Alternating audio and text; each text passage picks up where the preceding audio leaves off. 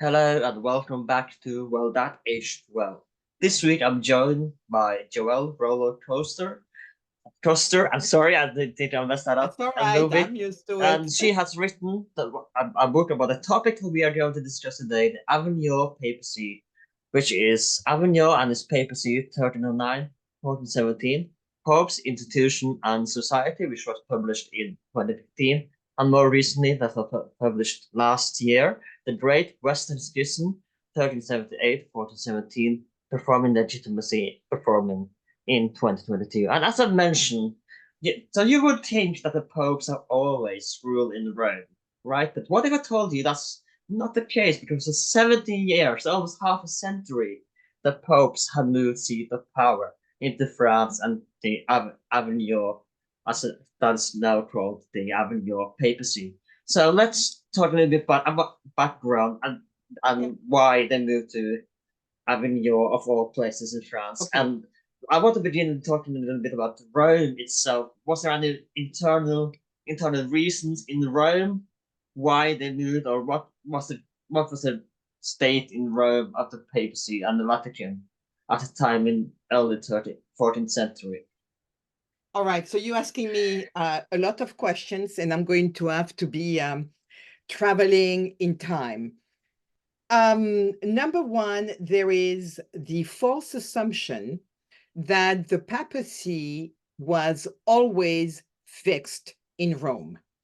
Mm. People think that because they see a pope in Rome today, not moving any place, well, except for travels, they think that the papacy has always been fixed in Rome, which is not the truth. Because when you think about the medieval century, so the Middle Ages is very long. Number one, the papacy does not have a lot of power until I would say the 11th century. It will try to strengthen itself. So by not having a lot of power, it means that it can be manipulated by a lot of other entities, like the Holy Roman Emperor. And that means that he sometimes needs to escape and to move a lot.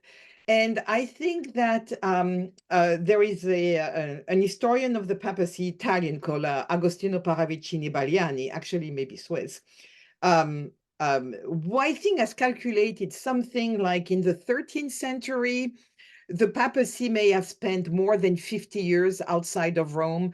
So people should realize that in the Middle Ages, the papacy is not it. Yes, it has a couple of palaces in Rome, but it's not stable. It moved to places like Viterbo, to places like Anagni, to places like Perugia. So the papacy moves. So that's one of the first thing. Before I get into why the papacy moved to Avignon, and you interrupt me whenever Mm. if I'm going too long or if I don't answer what you want me to say. One of the other reason is that the papacy does not have an army, right? The Mm. papacy is a power which is an authority, which for us today is an authority which should be only spiritual, but in the Middle Ages it's an authority which is spiritual and temporal. I think you had Tom Noble, so you may have had discussion about the Carolingians and the relationships Mm. between the Carolingians and the papacy. But you can put a lot of that back. A lot of the issues come from Charlemagne. I call him Chucky. But Mm. in any, I think it's cute.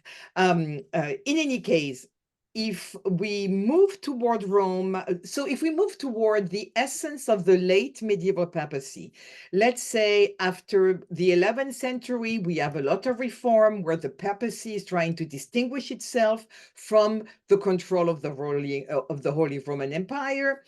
And then eventually, the papacy is going to try to clear itself from in French is ingérence, for all the influence that all of those political authorities have over it.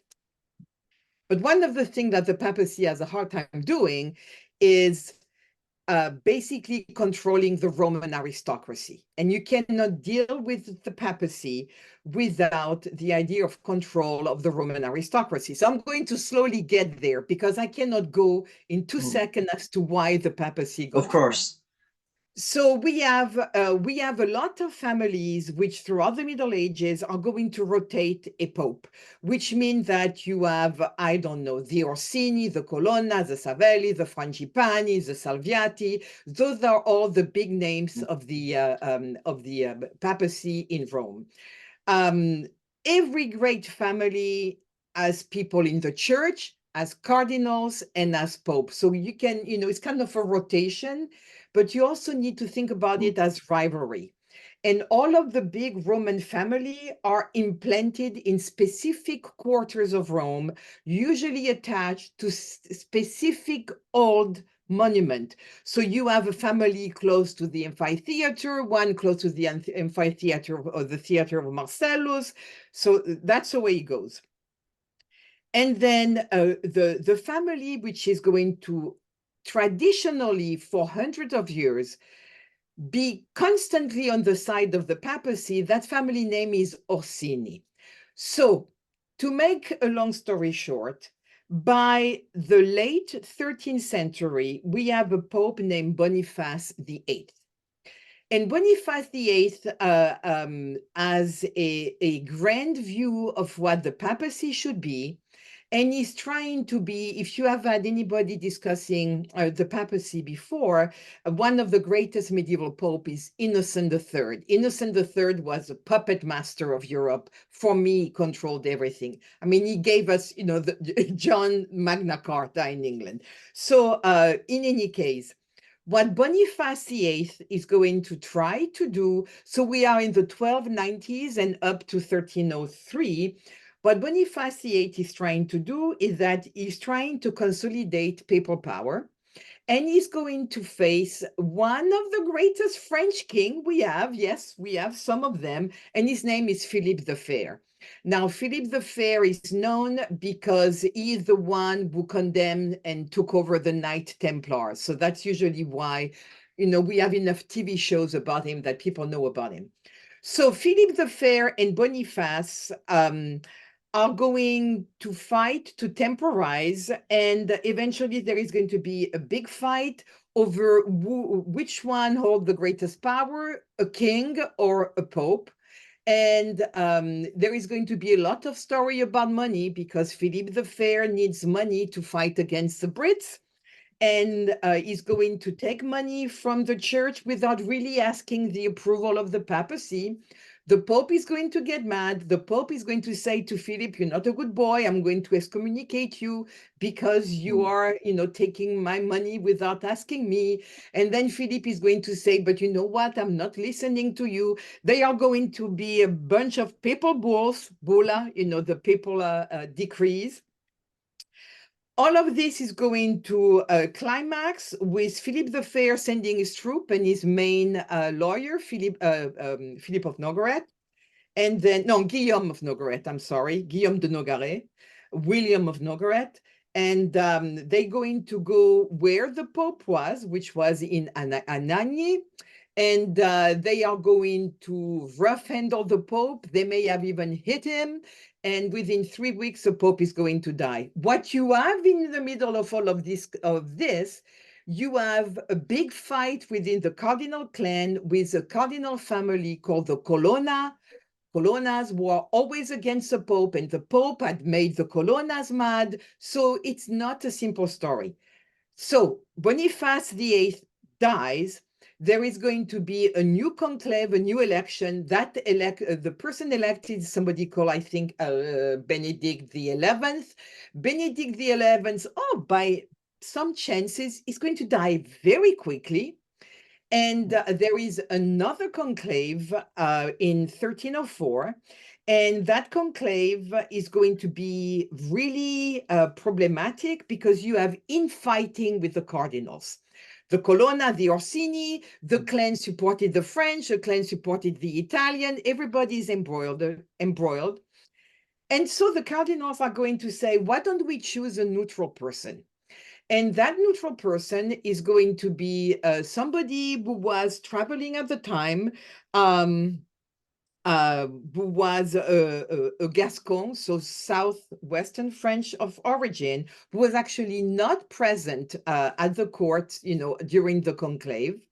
And they are going to, his name is Bertrand de Gaulle. I hope I know. Yes, he's a de Gaulle from the de Gaulle family. And they are going to eventually elect him. And that Bertrand de Gaulle is going to take the name of Clement V. But Bertrand is not in Rome at the time. And I don't even know if I don't remember if if that conclave to take in Rome or in Perugia. I get mixed up because there are so many. It's so complicated. But in any case, the point is that Bertrand, who is going to take the name of Clement V, is not present during the conclave and is far away. So they're going to recall him, but he's far away in France, and he is not able to return quickly to Rome. And he never says that he is going to not return to Rome, but all he's saying is that, you know what, I have a bunch of pressing things to deal with, so I'm going to do my things, and eventually I'm going to make my way to Rome. So Clement is going to be crowned in the city of Lyon, in the center of France.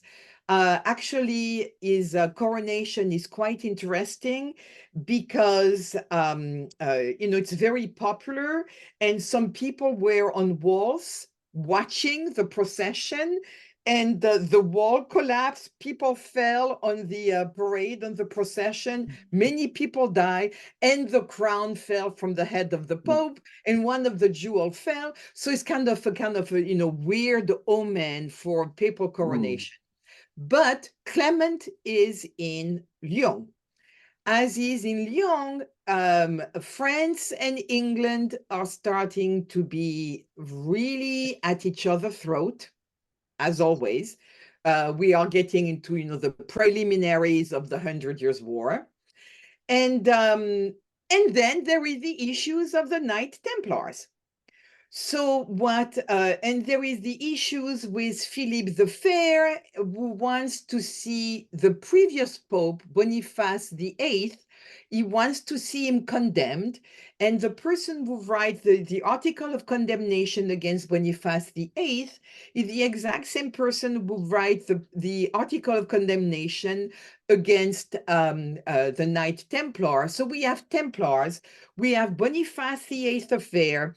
Clement does not want to condemn the previous Pope. So all of this needs to be discussed.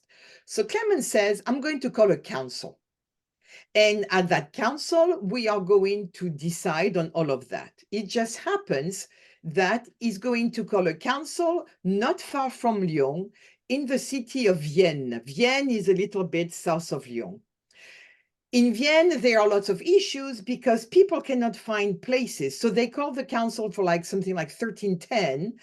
And then the people start arriving, council with all of the bishops, all of the cardinals, maybe some of the abbots. So it's a lot of travel. You need a lot of logistic. Where are we going to put these people? We need to find a place where we are going to stay. And in Vienne, the Pope cannot find anything. And then you think, well, there is that little city of Avignon. So Avignon is not French territory, but Avignon belongs to Provence, to the Count of Provence. At the time, the Count of Provence is a countess. Her name is Joanna, and Joanna is of the Angevin dynasty. And Giovanna is at the same time Queen of Naples and Countess of Provence and Forcalquier. So eventually Clement is going to say, well, Vienne is not an option for me. I cannot find a place to move my court. Don't forget that these people, most Pope, have what you call a familia, a household of something like maybe 200-300 people moving with them. And then you have the cardinals, we have the same number of people. So that's a substantial number of people. So Clement is going to say, you know what, I think I can find a spot in Avignon, more specifically because Avignon has a very large convent for the Dominicans, and the Dominican convent is a place where I could reside. Avignon belongs to Provence, thus I am out of French control, out of French hands. And then the other advantage is Avignon is close to a papal territory. People always think that papal territories, papal states existed only in Italy, but you have some in France since the Albigensian Crusade. So there is a place called the Comtat Venetin, which was given by the French to the Papacy at the end of the Albigensian Crusade. Basically, Avignon chose to go with Toulouse during the Albigensian Crusade.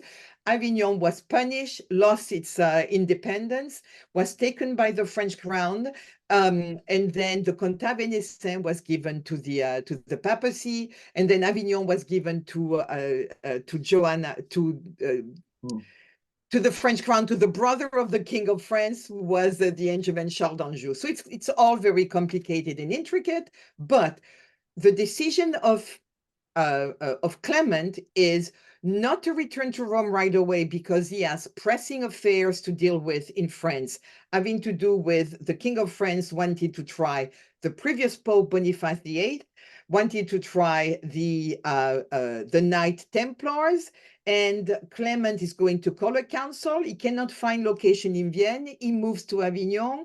Avignon belongs to the county of Provence, therefore is outside the clutch of France, and is close to the Comtat Venetin, which is papal territory.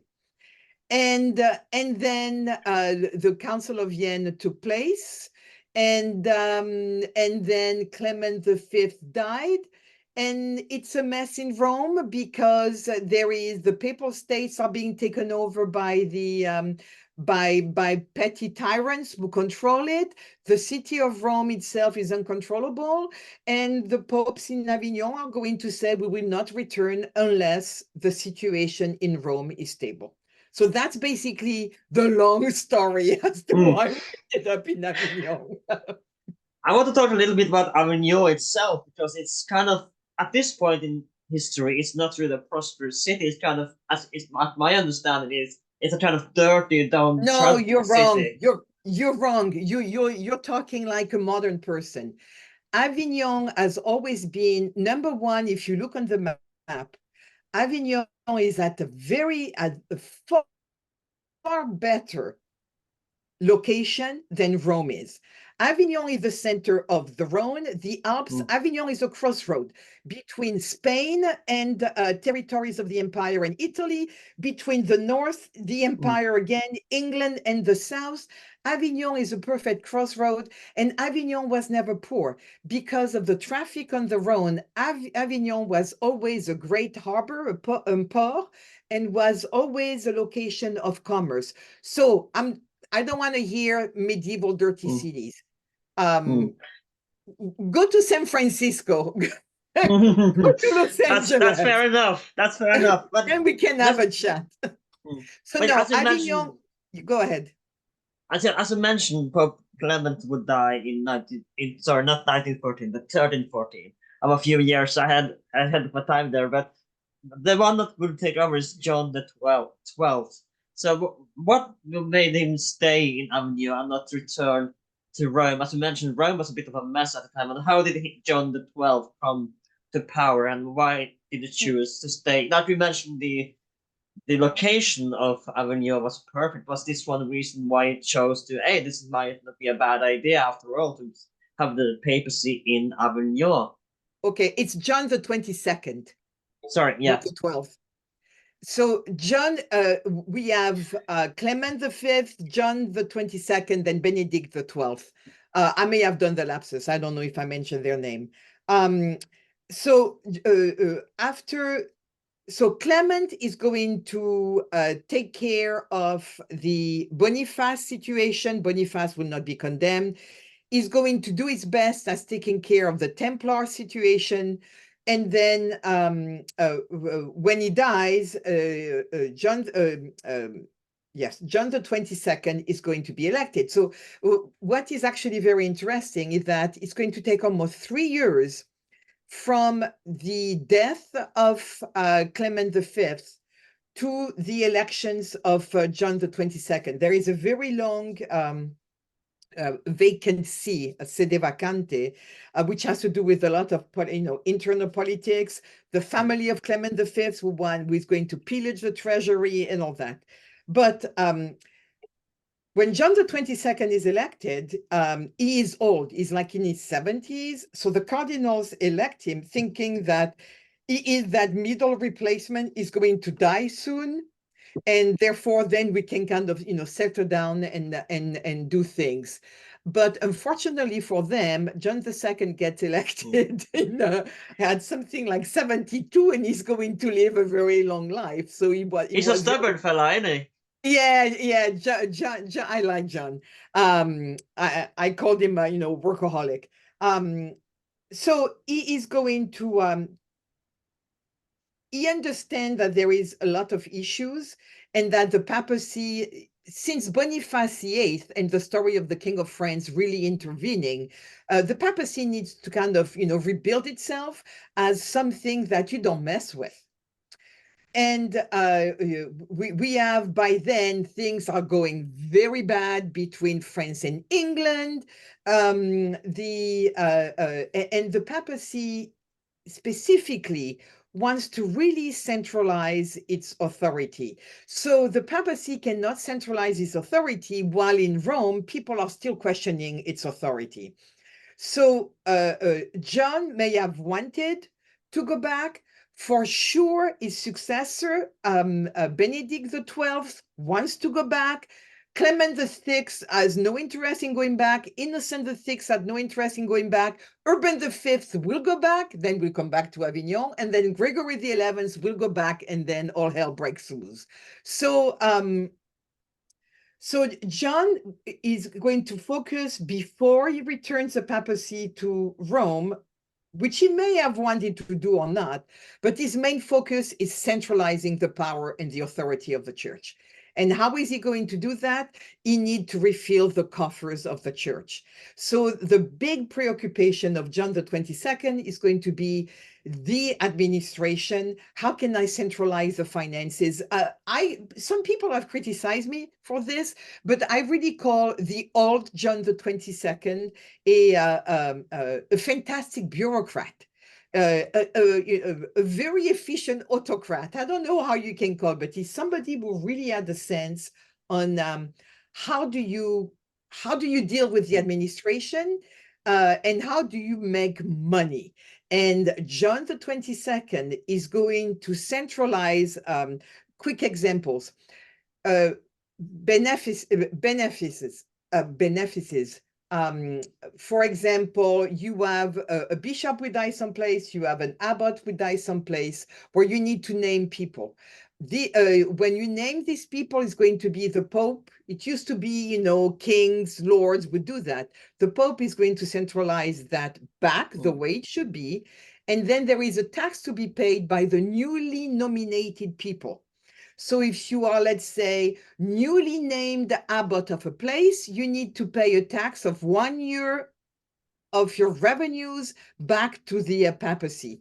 He's going to centralize the collations. So he's going to tax all of the quarters. He's going, all of the provinces of the church, and he's going to send merchants to bring in all of the money.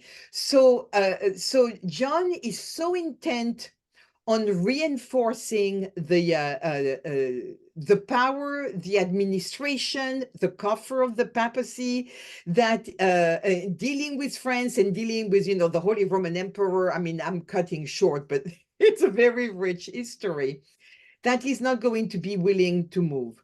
His successor, Benedict XII, it's ironic, Benedict XII is going to be interested at once in returning the papacy to Rome, but he's also going to be the one who say, okay, we're staying here for a while. I want a new palace.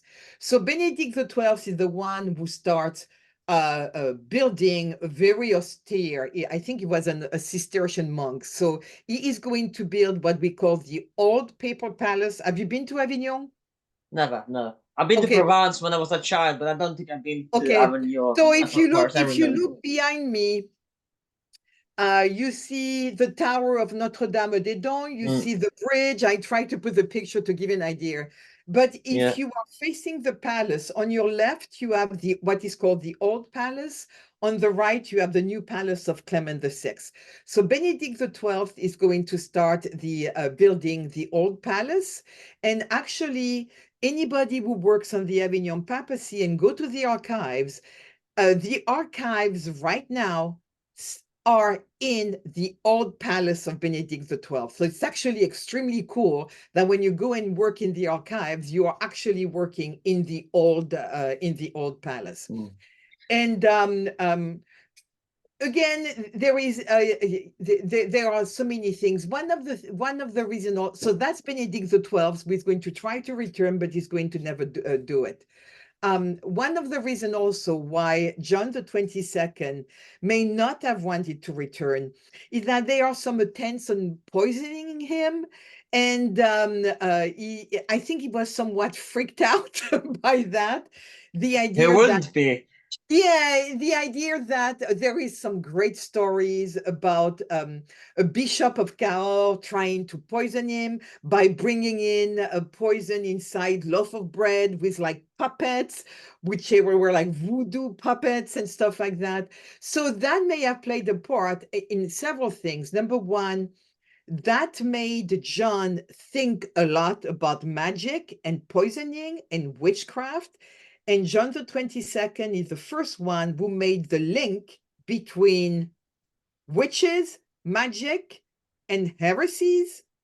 So basically, the church is going to end up, treating witches as heresies because John the 22nd is the first one who did it. And yeah, I think it's important to mention that our John is busy with that, and literally I think was traumatized. And then he has, he's famous for also another reason as to why he could not move is the history of the Fraticelli, the division among the Franciscans order between what do we do with money, what do we do with poverty, and that big fight with Michael of Cesena and with Bernard Delicieux having to do, well, St. Francis wanted to be poor, but, there is a big difference between use and possession, and Francis was using but not possessing. So anyway, there is a lot of this, there is a lot of trials, and all of this is also taking place in Avignon. And that is going to then lead him to his other big issue. John the 22nd did everything. I can talk more about John the 22nd than any other popes.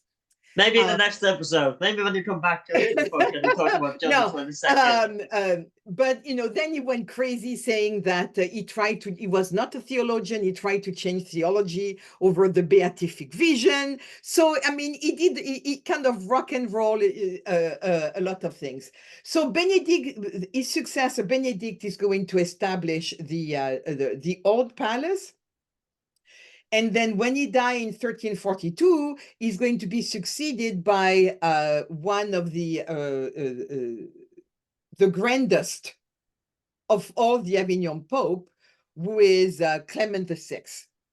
And Clement VI is going to be, the one who is going to embellish, if you want, the papal palace by going from the old palace of Benedict XII and building a brand new palace. So basically, when you go to Avignon today, and if you face the palace, you see the grand entry door, that's going to lead you into the new palace, which is the palace of Clement VI.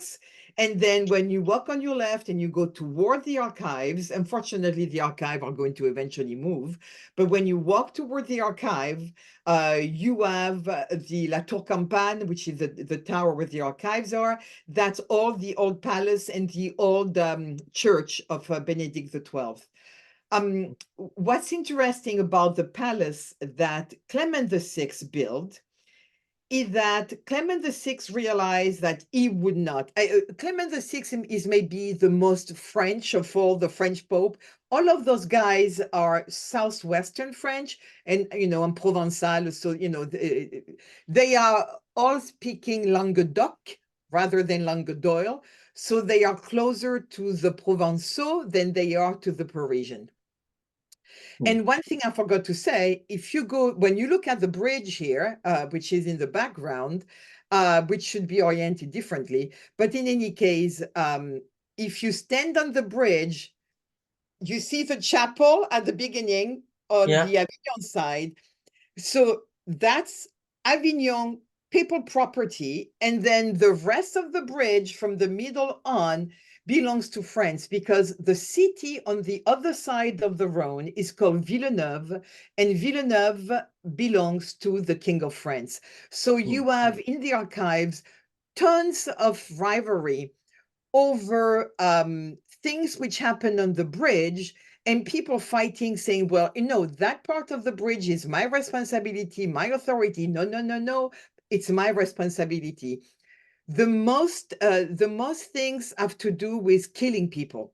So when you were condemned to death in Avignon, you were thrown or hanged from the bridge.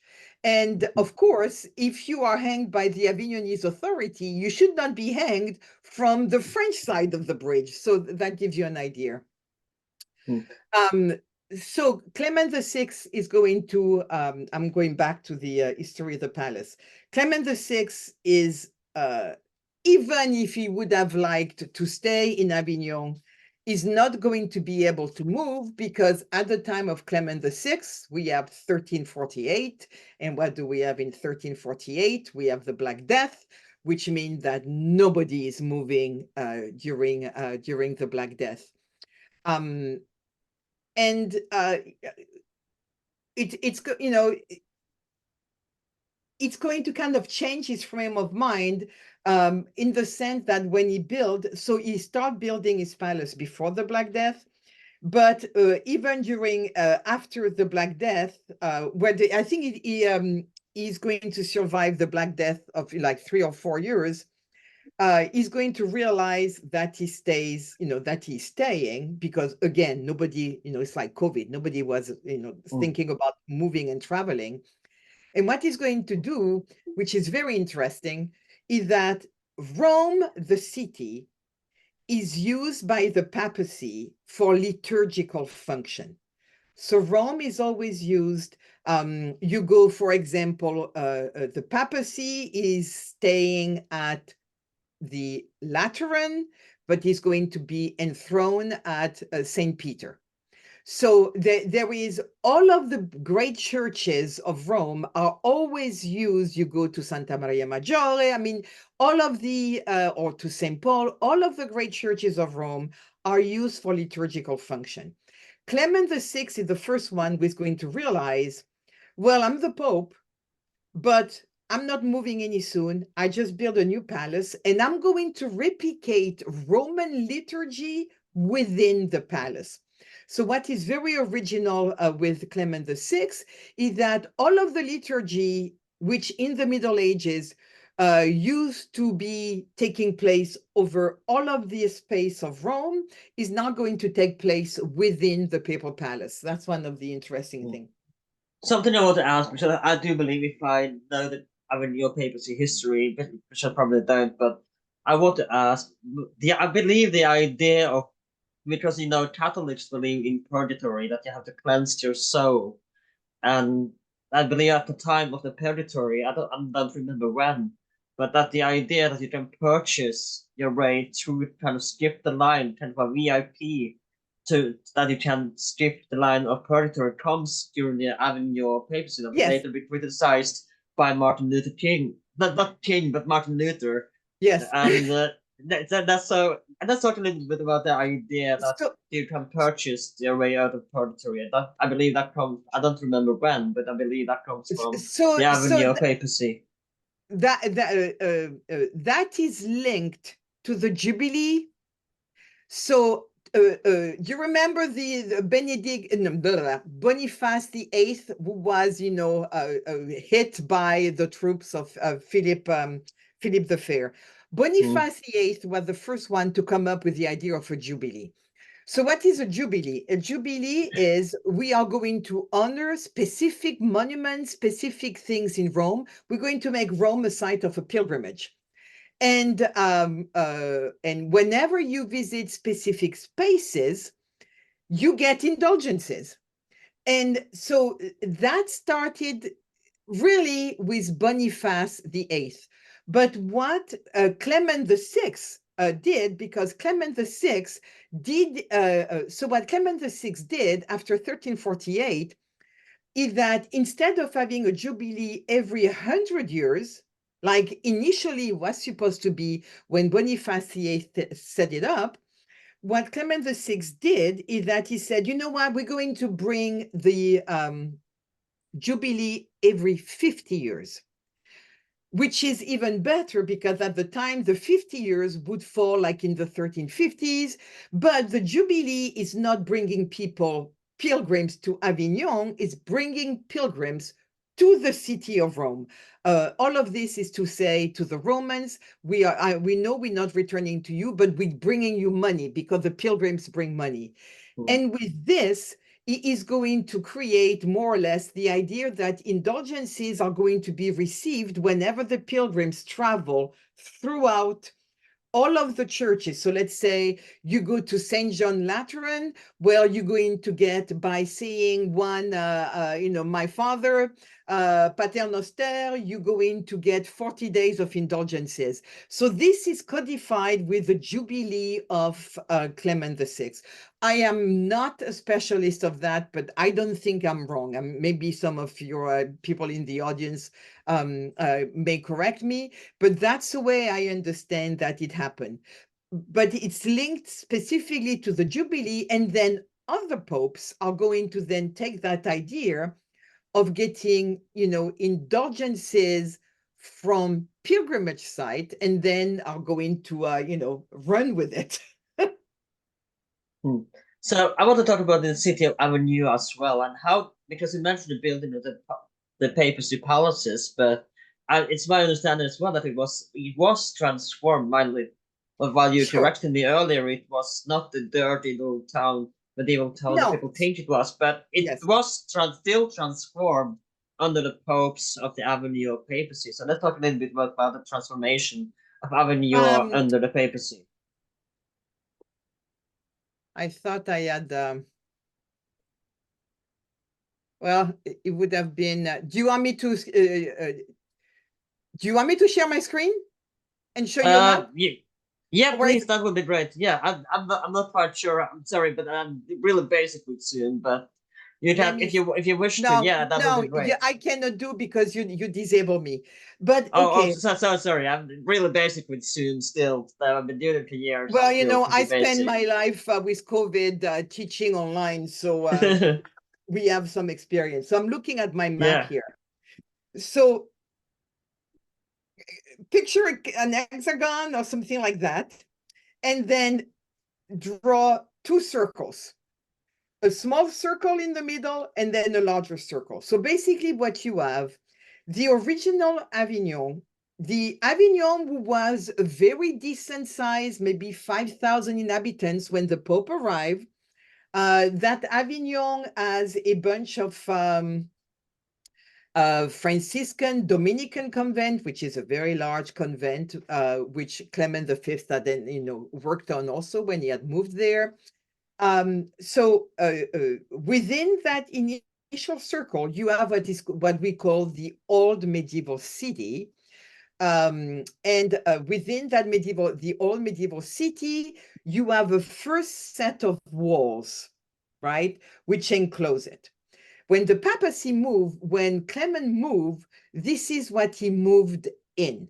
So you have, if you can, let me look at my picture here. So where you see the Tower of Notre-Dame-des-Dons, you have a big rock, Yeah. that's called the Rocher des Dons. And this is where you had the old Episcopal Palace. And then the Dominican convent would be on the western side of the city, the Franciscan on the eastern side. And everybody is going to be moving the court, the papal courts, the scribes, the secretaries, the cardinals. Everybody is going to move into that within those old walls. So, I mean, the perimeters is not very, very large. And when the papacy arrived, number one, the Avignonese, so the Romans were very mad because they lost a source of revenue. Think about a city being a capital and then you lost your capital. So the Avignonese, contrary to the Roman, were tremendously happy to have, that papacy moving in. And it must have been a great honor as well to host the power of the next yeah, king to God as well, to have the Pope in your yeah, city. I cannot know this. I cannot know what they thought from the type of documentation they Of have. course, yeah. I can tell you that they were happy to tax. So I think they were happy to make their money. But one of the main issue of Avignon is that it's not big enough for the papal court. And the cardinals are moving in. So again, we're talking about thousands of people, an influx of thousands of people. So what the cardinals and the court started to do is that they would take clusters of houses and clothe them with a chain and say, well, this is my palace. So they would rent. I mean, the prices of rent went up like crazy. They bought, they rented, and then they realized this is not working.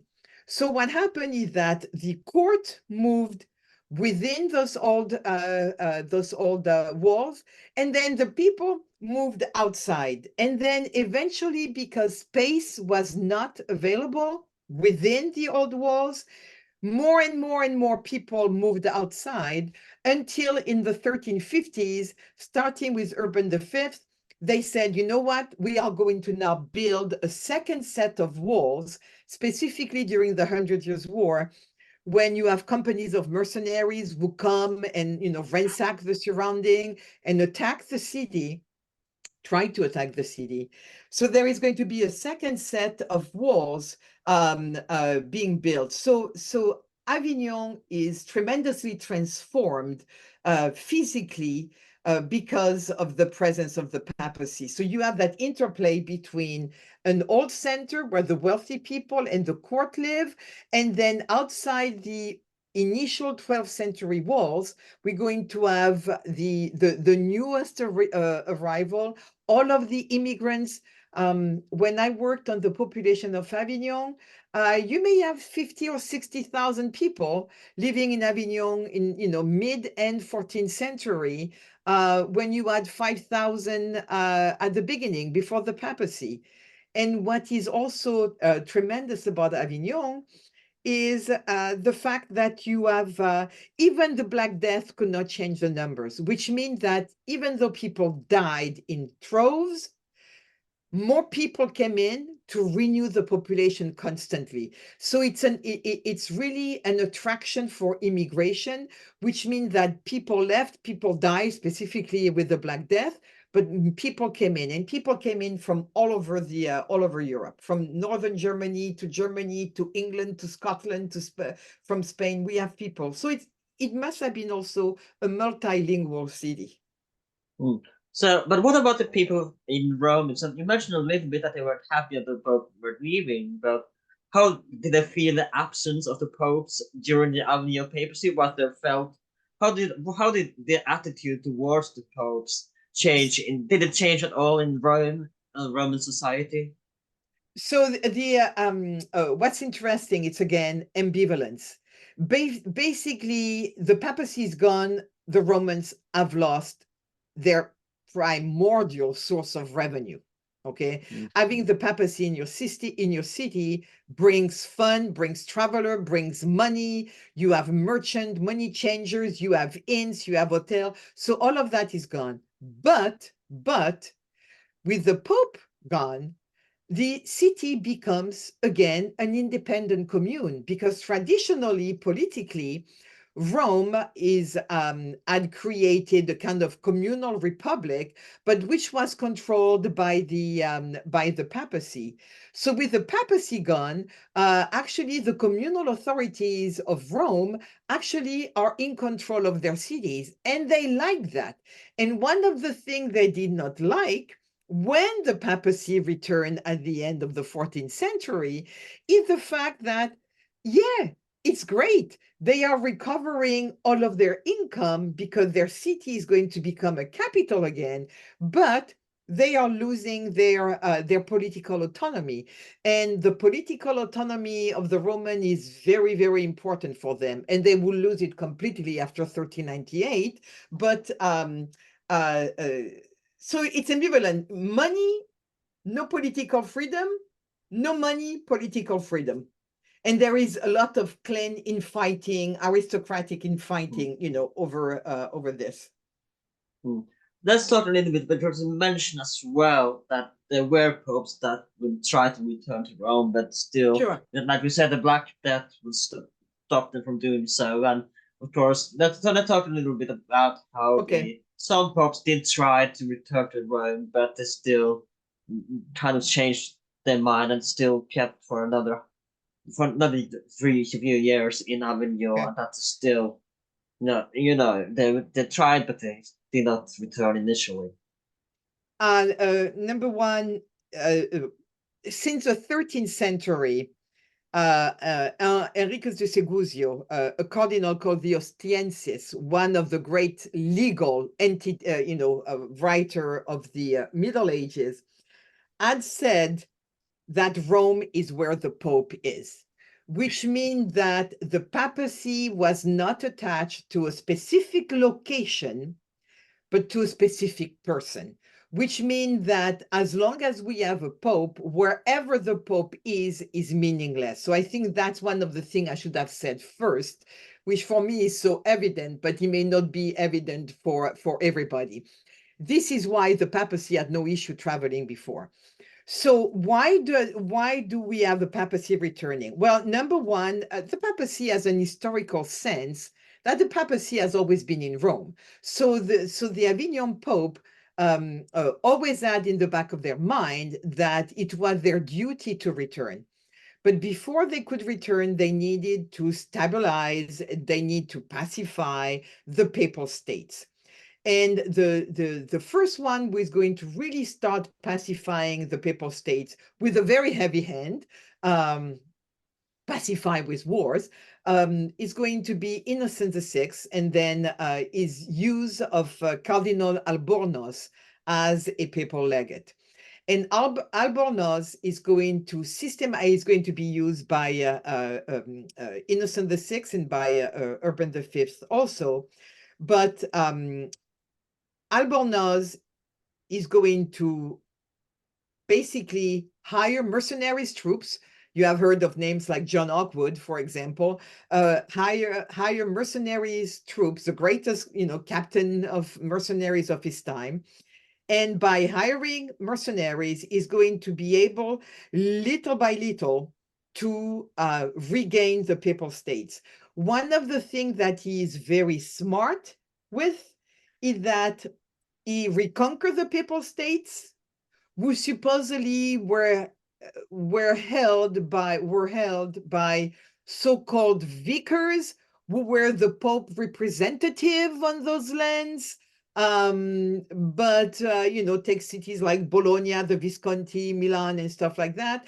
But these vicars, Giovanni di Vico, around Rome, these vicars were supposed to take care of the papal state for the Pope, but they took care of the papal states for themselves. So Albornoz is going to go in and is going to kick the butts of those vicars. But smartly enough, is going to negotiate with them and tell them, I have defeated you now. I am willing to rehire you, but you are now going to be obeying to me. So Albornoz is actually very smart in the way he's going to do this. And by the time we get to Urban V, at the death of Innocent VI, which is like in the 1360s, Albornoz has done a good job enough of reconquering the papal states. We have had by then, the Avignon popes always felt that Avignon was a better spot to deal with the 100 Years' War, to deal between the French and the English. Something that we should not underestimate is the effort that the popes and their legates put in to bring peace between France and England. So they were located in Avignon. They were closer to the battlefield, Gascony and all that is, and Aquitaine is not far. And they really tried their best. They really tried hard. And they really took their pacifying role in the 100 Years seriously. So by the 1360s, the French have been whooped at the Battle of Crécy in 46. By 56, what is it? Then we have the Treaty of Bretigny, was the Battle of Poitiers in 56. The French have been losing battles and now negotiating with the Brits. So the situation, that phase of the Hundreds War has been coming down. We have had the Black Death. The Papal States are more or less pacified. So Urban V is going to say, okay, I'm returning. And we have all of the details of the return of Urban V. He is going to, so Urban V is elected after Urban VI, so after 1362. And by 1367, he is going to organize Avignon. He's going to divide the curial administration. He's going to say the treasury, the chancery is staying in Avignon. I'm taking with me some other organism, and I'm going back to Rome, and the rest can come.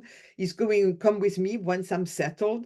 He's going to organize the status of the population. So there is some, good amount of thinking for the move. And then you get to Viterbo, and shortly after you arrive in Viterbo, Cardinal Albornoz died. Viterbo is rebelling. So that's not a very good omen for Urbans that, the city, basically one of the first city, which used to be a papal city, Viterbo, is going to be rebelling against him.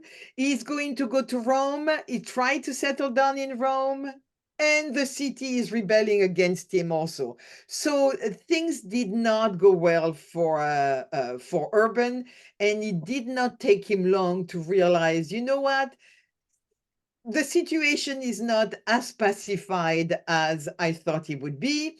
There is a lot of, ingoing between some of the papal states trying to rebel. You have the situation in Milan. It's kind of a complicated situation.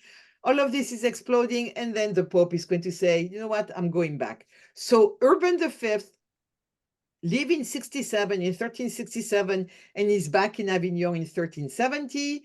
And then his successor, Gregory XI, will so Gregory XI is elected when? In 1370, 71, something like that. I don't have it. 1370, I think, because Urban V is coming back, dies very quickly afterward. And Gregory is going to be elected in Rome, but we'll say pretty quickly that we need to pacify Rome and we will return, which he did. So then they return. History has had its fair share of anti-popes as well, but were there, during the absence of the popes when they stayed in Avignon, were there ever attempts to put an anti-pope in the Vatican in Rome, that there was someone else trying to put an anti-pope in the stead, in the absence of the real pope? So then actually it's interesting, because what you're saying is what a lot of people mix up. We have a regular Avignon Papacy lasting from 1309 to 1377, when Gregory VII leave. Gregory XI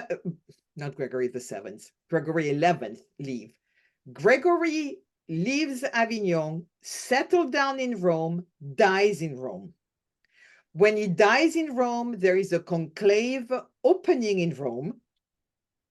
And that conclave is going to be infamous, because during that conclave, they are supposedly a lot of violences. I've written a book about that, and the violence is just ritualized violence, which happens every time a pope dies. But in any case, the cardinals are going to elect a pope. That pope is going to be called Urban VI.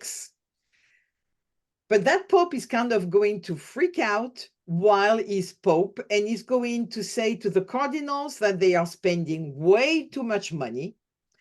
And the cardinals are going to be very unhappy with the man they elected. And the cardinals are going to say, you know what? We were tricked into electing him, and his election was not legitimate.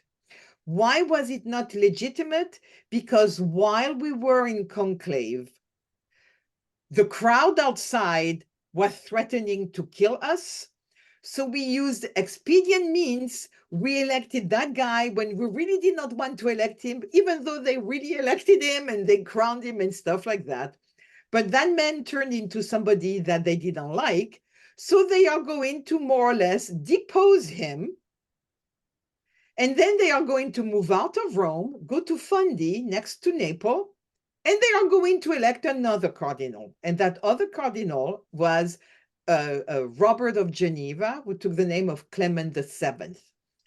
Clement VII and Urban VI are going to fight with their, mercenary troops. If I may, this would not be the Clement VII that we, of course, associate No, with Martin there are Luther King. two. This was Yes. a different That's Clement a VII. different. Just want to Yes. state, make it clear.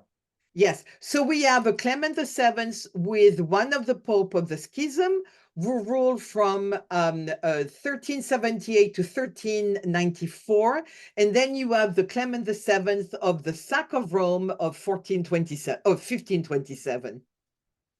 So that Clement VII is going to fight against Urban VI, and then he's going to basically lose the fight in Italy, and that Clement VII is going to bring his side of the papacy back to Avignon, which means that by 1379, we have two popes. We have one in Avignon and we have one in Rome.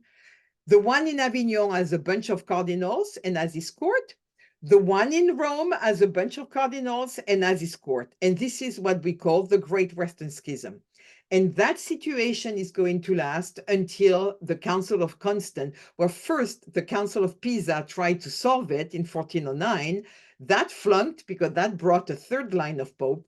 And then the Council of Constance between 1414 and 1417 solved the issue by electing one. But the issue is that people always think that the Pope in Avignon was an anti-pope. No, you have a Pope in Avignon, you have a regular papacy in Avignon until 1378, and then you have what we call the Clementist obedience. But for the people in France, for the people in Avignon, for the people in Scotland, that was the true Pope. So modern day, some people call them anti-pope, but it's ahistorical because the church has never taken a stance on who was the legitimate pope during the schism. So we have two legitimate pope. We just happen to have one in Rome and one in Avignon. That's where you wanted to go? Mm-hmm. I want to end because we are going to run up soon. Yes. But I want to end with what is the legacy of the Avignon Papacy, and how what would you say? How does the people of Avignon remember the Papacy? If they remember it at all, or are the people in Avignon today aware that there even was a papacy in yes. Avignon? Yes. Number one, when you go to Avignon in the summer, there are tons of tourists. And lots of people still come in pilgrimage to Avignon, to the palace, because it was the residence, of the papacy. You have the great theater festival taking place in the summer also. So, simply by the layout, the city is still a beautiful medieval city. You can still walk around the 14th century walls. It's roughly 5 kilometers. So the physical presence of the palace, the physical presence of the palaces built by the cardinals, the papal palace, all of this, the bridge of Avignon, you know, the Pont d'Avignon, all of this makes that it's still imprinted.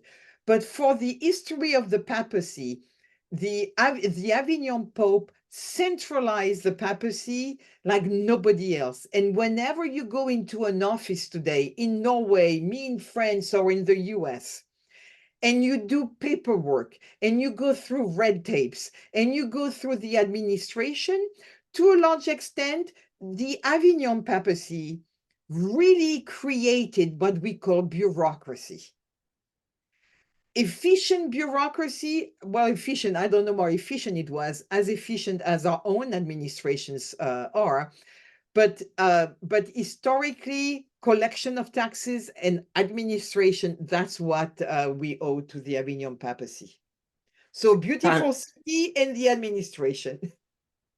And thank you. I think we've done a round up there. I hope you had a decent overview of what the Avignon Papacy was, and that they actually did not always reside in the Rome and the Vatican. That before you thank you again so much for coming on the podcast. It's been a pleasure to have you here. Thank you. Before you go, do you have anything you want to promote and the social media where people might find you if they have questions about the Avignon Papacy? Where can people buy your books if they want to read more about the Avignon Papacy? Whatever, you know, you can find the books on Amazon. If you have Cambridge Core, you can access my books. I have a website on the site of the University of Rhode Island. I'm still active. You will find my email there if you need to be in touch with me. That's all I can say. Thank you so much for coming on again. You take care. This has been about that H12. My name's Alan. We are available on social media on that H12. On Instagram and Twitter /X. You can find us on Spotify, Apple Podcasts, YouTube, wherever you can find podcasts these days. If you are on Spotify, of course, give us 5 stars. That would help us out a lot. Or write a review on Apple Podcasts. If you are on YouTube, please like, share, and subscribe. Make sure to check out some other episodes. I'm sure you're going to find something of interest over there. My name's Alan, and I'll see you next time.